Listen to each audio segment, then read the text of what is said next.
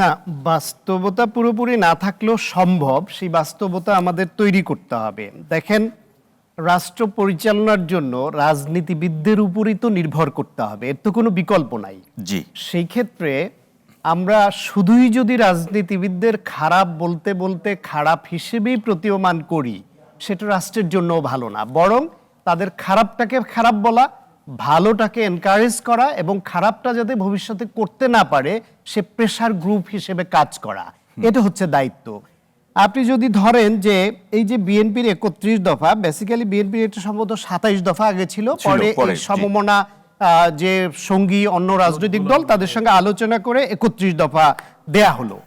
এই ৩১ দফার মধ্যে যেসব সংস্কার প্রস্তাব আছে আমি পড়ে বলতেছি, একটাও যদি দেখাতে পারেন নতুন এখন যে সংস্কার আমরা চাই যার এইটা ওইটার মধ্যে নাই, তাহলে সেটা বলে। আমার এই প্রশ্নটা কিন্তু সিফাতের কাছে ছিল, তিনি কিন্তু আমার প্রশ্নটাকে আমার ধারণা ৩১ দফাটা মারুফ ভাই পুরোপুরি হয়তো ওইভাবে মনোযোগ দিয়ে পড়েননি। পড়লে ৩১ দফার মধ্যে আপনি তাহলে স্পেসিফিক বলতে হবে যে এই ৩১ দফায় তো এটা নাই। যদি কোনোটা না থাকে পয়েন্ট আউট করলে বিএনপি সেটাও বলছে পরিবর্তিত পরিস্থিতিতে। বাট ইমপ্লিমেন্টটা কিভাবে করবে? উনি বলেছেন আছে, আমি ওইটা সিফাত বলছেন, আমি আসছি ওখানে। এখন কথা হচ্ছে যে হ্যাঁ, রাজনৈতিক দলগুলো অঙ্গীকার করে, অঙ্গীকার ভঙ্গ করবার জন্যই এইরকম একটা ধারণা আমাদের মধ্যে গেঁথে দেয়া হয়েছে। রাজনৈতিক দলগুলো নিজেরাই গেঁথে দিয়েছে, তারা নিজেরাই নিজেদের প্রতি আস্থার সংকট চরমে পৌঁছে দিয়েছে যে নির্বাচন হবে, রাজনীতিবিদ দ্বারা গঠিত, তাদের দল দ্বারা গঠিত সরকারের উপর আস্থা রাখতে পারে না, যে আমি রাজনীতিবিদকে বিশ্বাস করি না, এর বাইরে থেকে একটা গ্রুপ এসে ৩ মাস দায়িত্ব নিয়ে একটা ইলেকশন করে দিবে, ওইটা আমরা বিশ্বাস করি। এটা চরম অনাস্থা নিজেদের প্রতি নিজেদের। সেই পর্যায়ে রাজনীতিবিদরা নিজেদেরই নিয়ে গেছেন, কিন্তু তারপরেও সেখান থেকে উত্তরণের পথ খুঁজতে হবে, সেই পথ কোনো ভাবেই রাজনীতিবিদদের ফেলে দেওয়া নয়। এখন আমি বিএনপিকে নিয়ে আস্থায় কতটুকু নেওয়া যায় না যায় সেটা ভবিষ্যৎ বলবে, এটুকু বলতে পারি বাংলাদেশের বাস্তবতায় রাজনৈতিক দল হিসেবে অন্যতম প্রধান বড় দুইটা দল হচ্ছে আওয়ামী লীগ এবং বিএনপি। তার মধ্যে আওয়ামী লীগ ১৬ বছর ধরে টানা ফ্যাসিবাদ, গণহত্যাকারী, গুম খুন হত্যা হামলা মামলা, ভোটের অধিকার হরণ করে এমন কোনো মানে অন্যায় নেই, এমন কোন অপরাধ নেই যা করেনি, সর্বশেষ পালিয়ে গেছে। আওয়ামী লীগ অপ্রাসঙ্গিক হয়ে গেছে। সেই বাস্তবতায় বাংলাদেশে প্রচলিত ধারায় যারা রাজনীতি করছে এখন, তার মধ্যে অন্যতম বড় শক্তি বিএনপি, যারা অতীতে জনগণের ভোটে রাষ্ট্র ক্ষমতায় রাষ্ট্র পরিচালনার দায়িত্ব পেয়েছে। এবং আপনি আমি যাই ভাবি, বিএনপির নেতা কর্মীদের সঙ্গে কথা বললে দেখবেন তারা কিন্তু বিশ্বাস করে একটি গ্রহণযোগ্য নির্বাচন হবে। কিন্তু শান্ত ভাই এখানে শিক্ষার্থীদের, আমি শেষ করি, কথাটা শেষ করতে দেন। তারা কিন্তু বিশ্বাস করে যে জনগণ নির্বিঘ্নে ভোট দিতে পারলে, একটা গ্রহণযোগ্য নির্বাচন হলে তারাই রাষ্ট্র পরিচালনার দায়িত্ব পাবে।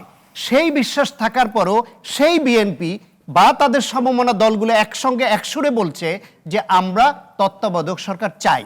বাংলাদেশের বাস্তবতায় যারা ক্ষমতায় আসার সম্ভাবনা তৈরি হয় অথবা ক্ষমতায় থাকে, তারা চায় তাদের অধীনে নির্বাচন। অথচ বিএনপি সেটা জেনেও বলছে তত্ত্বাবধায়ক চাই। ১, ২ হলো বিএনপি এটাও মনে করে যে একটি সুষ্ঠু নির্বাচন হলে তারা ১৬ বছর ধরে যে নিপীড়নের বদ্ধ দলীয় যে ঐক্য ধরে রেখেছে, নানামুখী ষড়যন্ত্রের মধ্যে এই দলটি ভাঙতে পারেনি, সুতরাং তারা রাষ্ট্র ক্ষমতায় যাওয়ার সক্ষমতা রাখে। তারপরও বলছে যে সমমনা সবাইকে নিয়ে জাতীয় সরকার করব, এই কথাও বলছে। সুতরাং এরকম অনেক জাতীয় সরকার করবে, এটা কে বলেছে?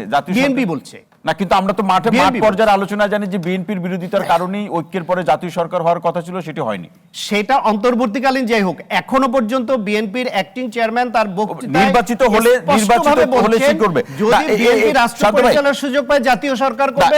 এই জায়গাতে শান্ত ভাই এই প্রশ্নের আলোচনাটা একটু ছোট্ট করে আপনার কাছে শুনতে চাই যে শিক্ষার্থীদের দুটি প্ল্যাটফর্ম, এবং তারা বলছে যে শুধু একটি নির্বাচনের জন্য সংস্কার না করে শুধু একটি নির্বাচনের জন্য গণঅভ্যুত্থান হয়নি। তাদের এই প্রশ্নের জবাবটা রাজনৈতিক দলের কাছে আছে কিনা? আছে অবশ্যই, সেটা দিচ্ছেও, কিন্তু আমি আমার ওপিনিয়নটা দেই। জি বলুন। শুধু যদি আপনি ভোটের অধিকারটা মানুষের কাছে ফিরিয়ে দিতে পারেন, ন্যায্যভাবেই তার হাতে অধিকার ফিরিয়ে দিতে পারেন, আর যদি সেই মানুষ ওই ভোটের অধিকার প্রয়োগ করবার পরেও রাষ্ট্র ক্ষমতায় এসে কেউ ফ্যাসিবাদী হয়, তাহলে তার যে বিচার, সেটার যদি দৃষ্টান্তমূলক বিচারের দৃষ্টান্ত স্থাপন করতে পারেন, এই দুইটা উপাদান 50%-এর বেশি কারেকশন করে দিবে। কারণ হলো মানুষ জানবে যে উনি প্রতিশ্রুতি দিয়ে যদি ভঙ্গ করেন, তাহলে আমি যেন ওনার বিরুদ্ধে রায়টা দিতে পারি, রাস্তায় নেমে কথা বলতে পারি, আমার বাক স্বাধীনতা থাকে, আমার প্রসেশন করার অধিকার থাকে। এক। দুই হলো কাগজে কলমে সংস্কার তো জি। অনেক হয়েছে, ইতিপূর্বে হয়েছে। এই আওয়ামী লীগ সরকার এত পচাভাবে সংবিধান পরিবর্তন করবার পরেও তারা কি ওই সংবিধানও মেনেছে? কোথায় আছে রাতে ভোট করা যাবে? কোথায় আছে বিচারপতিরা যা খুশি রায় দিতে পারবে? কোথায় আছে 5% ভোটকে 45% দেখাতে পারবে? মেইন কথাটা হচ্ছে কাগজে যেটুকু আছে সেটুকুও যদি তারা মানতো, তাহলে এই রাষ্ট্রটা এভাবে ধ্বংস এভাবে হবে হতো না। না। ডক্টর শাহাদাত হোসেন শান্ত, শুধু কাগজে অসংখ্য পরিবর্তন অসংখ্য করবেন, ধন্যবাদ। শান্ত ভাই, তাতেই গণতন্ত্র আলোচনা ফিরে আসবে। শুনবো। হান্নান মাসুদ Not আসতে চাই।